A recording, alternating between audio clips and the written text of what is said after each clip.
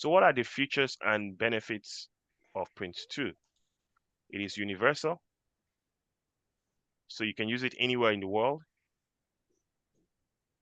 apart from, say, where somebody has a specific preference.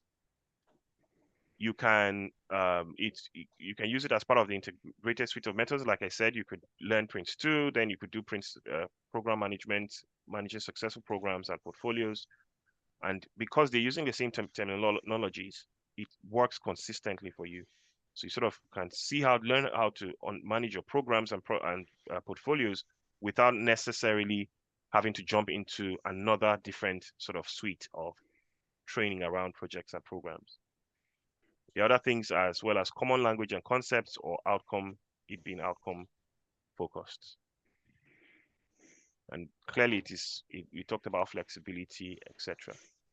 So in terms of outcome focused, it ensures that the project participants focus on the viability of the project in relation to its business case, its objectives, and so on, rather than seeing the completion of the project itself just alone. It looks at what happens with the product that you are delivering.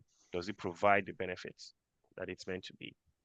So there are so many features and benefits. Some of these ones are the ones that you can pick out specifically that come in for Prince2.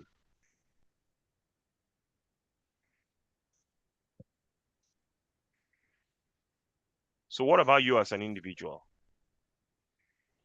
A few things that you can see on the screen.